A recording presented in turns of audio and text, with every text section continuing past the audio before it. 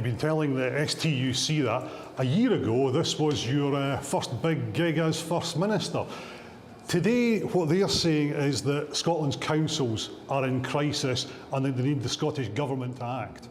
Well, first and foremost, of course, remember this financial year we've chosen to increase funding for councils, and of course we've implemented and yet they're in crisis. A fully funded council tax freeze, which I'm very proud of because it's helping working families. STUC say that's one of the reasons for the crisis. No, because it's fully funded and helping households in the midst of a cost of living crisis, something I'm very proud of. So we'll continue to work with local authorities, but let's be clear, in contrast to UK government, who've given tax cuts to the wealthy at the expense of public services, we're of course ensuring that those who earn the most, people like me on a First Minister's salary, pay more so that we can invest in our public services, including our local authorities. The STUC General Secretary says that the way things are at the moment, strikes in councils are inevitable this year again. Well, look, I take great pride in the negotiations and the constructive engagement I've had with trade unions over the years. Of course, Scotland being the only nation in the UK to avoid NHS workers and doctors going on strike. That's a demonstration. Absolutely, but in council she says they're inevitable. But that's a demonstration of the fact that we will work day in and we will work into the early hours of the morning, late at night, whatever it takes, on weekends, on holidays, whatever we have to do to make sure that we get an agreement with our trade union colleagues where we can. So we'll continue that engagement and hopefully strikes will not be inevitable. She says they're inevitable this year. What are you going to do to stop that?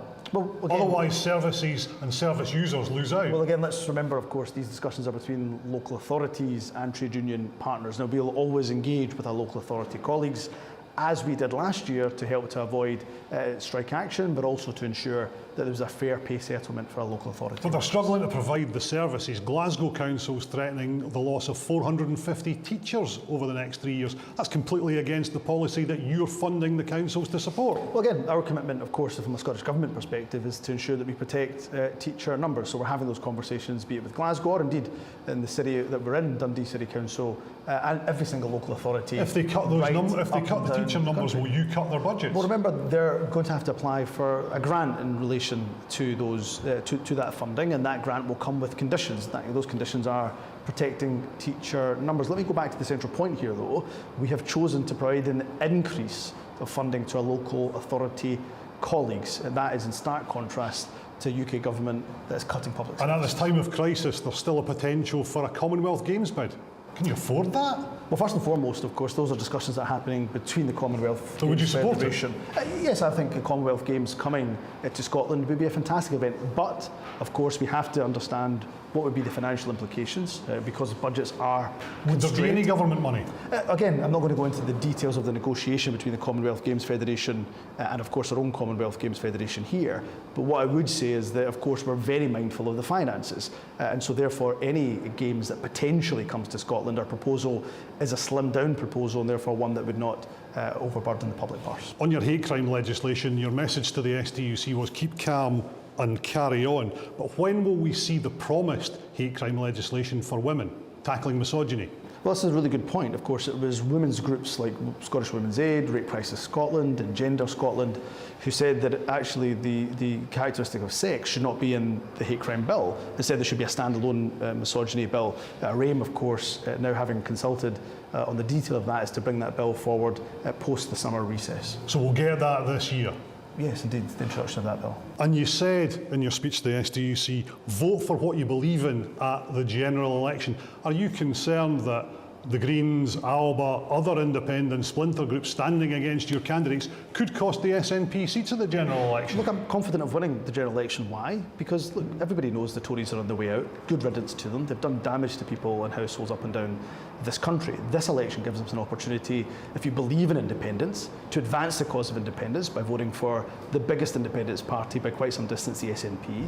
If you vote for the SNP, you can get rid of Tory MPs in Scotland. That's a prize worth fighting for.